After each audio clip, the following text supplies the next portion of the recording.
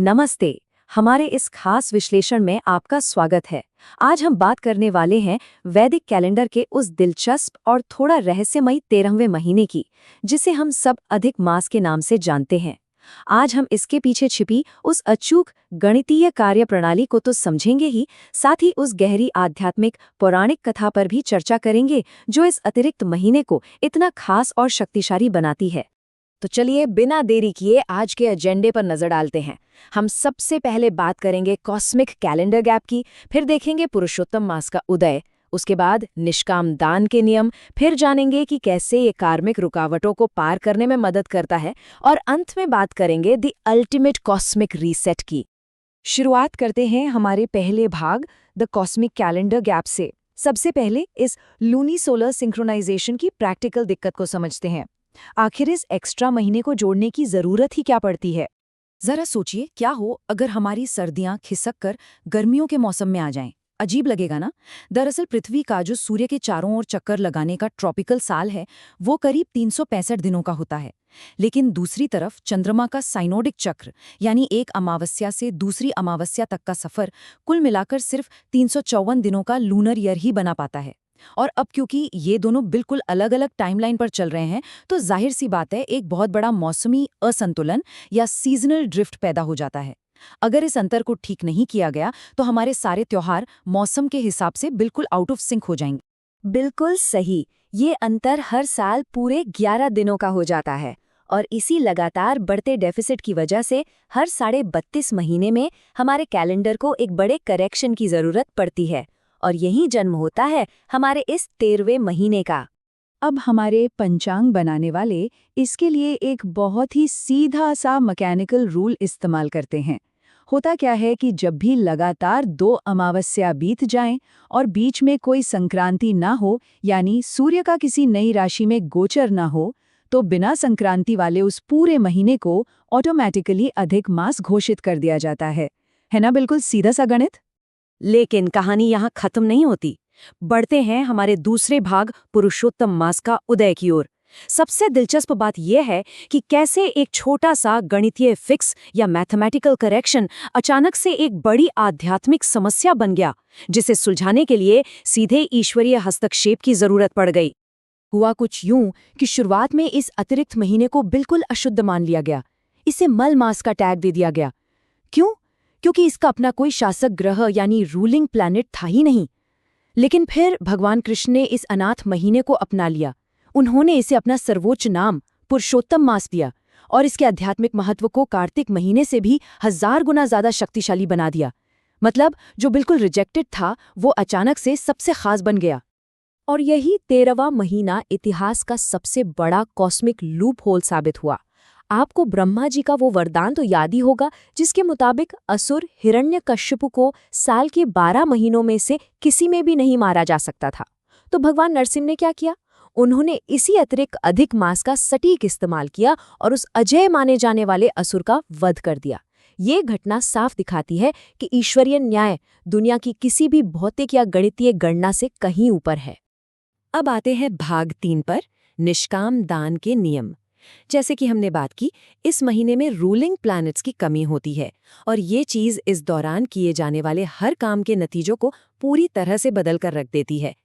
क्योंकि इस वक्त कोई सक्रिय ग्रह गोचर नहीं होता, इसलिए शादियां या नया बिजनेस शुरू करने जैसे भौतिक काम यानी काम्य कर्म पूरी तरह वर्जित होते हैं। लेकिन सच कहें तो ये कोई नुकसान नहीं है, बल्कि अपना पूरा फोकस निष्काम कर्म पर लगाने का एक शानदार मौका है।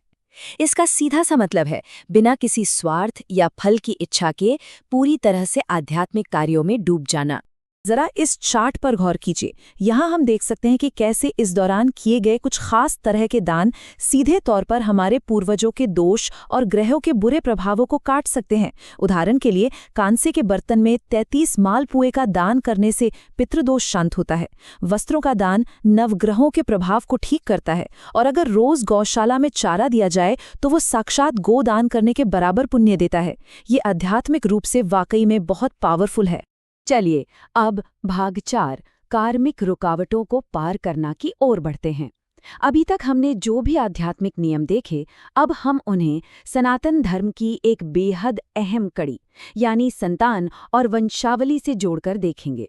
इतिहास गवाह है कि इस विशेष पोर्टल के दौरान पद्मिनी एकादशी जैसे खास व्रतों का पालन करके प्राचीन काल के राजघरानों ने बायोलॉजिकल इनफर्टिलिटी यानी निसंतानता जैसी असंभव लगने वाली रुकावटों को भी सफलतापूर्वक तोड़ दिया था।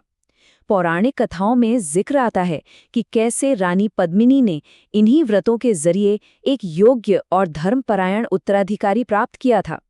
लेकिन अगर इन नियमों की अनदेखी की जाए तो नतीजे गंभीर भी हो सकते हैं। रानी ईश्वरी और भूषणा की कहानी इसका एक बहुत गहरा उदाहरण है।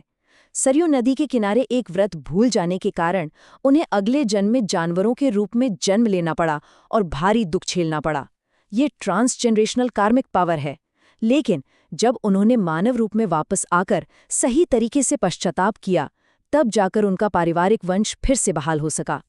इन पौराणिक व्रतों को अगर हम ज्योतिष के नजरिए से देखें तो संतान गोपाल मंत्र का जाप भी इसी कड़ी का एक बेहद अहम हिस्सा है। ये मंत्र सीधे तौर पर बुध ग्रह से जुड़ा है। ऐसा माना जाता है कि तुलसी की माला से रोज 108 बार इसका जाप करने से हमारा अनाहत यानी हार्ट चक्र बैलेंस होता है। ये बाल कृष्ण की उस असीम ऊर्जा का आवाहन करता है जो कोशिका विभाजन को सही तरीके से संचालित कर एक स्वस्थ शिशु का जन्म सुनिश्चित करती है।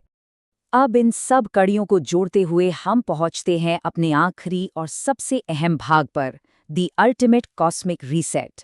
अभी तक की चर्चा से ये तो बिल्कुल साफ है कि पंचांग का ये गणितीय तालमेल सिर्फ अंकों का खेल नहीं है, बल्कि ये सीधे तौर पर हमारी गहरी आध्यात्मिक नियति पर असर डालता है। अधिक मास की सबसे खूबसूरत सच्चाई यही है कि जो चीज़ एक सिंपल मैकेनिकल कैलेंडर करेक्शन के तौर पर शुरू होती है, जिसे कभी अशुद्ध मल मास कहकर रिजेक्ट कर दिया गया था, वो ईश्वरीय कृपा से सुप्रीम पुरुषोत्तम मास बन जाती है। ये इस बात का परफेक्ट सबूत है कि ईश्वर की कृपा किसी भी ठुकराई हुई चीज़ को एक ऐसे पोर्टल में बदल सकती है जो पीढ़ियों की रुकावटों को मिटा सकता है।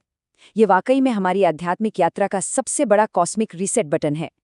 तो अब जब हम जानते हैं कि ये दुर्लभ 13वां महीना हमारी सांसारिक सीमाओं को पार करने की असली चाबी है, तो एक बड़ा सवाल सामने आता है।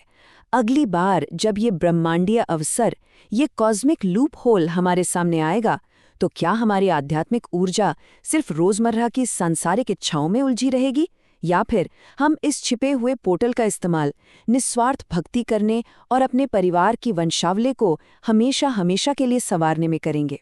विचार जरूर कीजिएगा। आज के इस विश्लेषण में हमारे साथ जुड़ने के लिए बहुत बहुत धन्यवाद।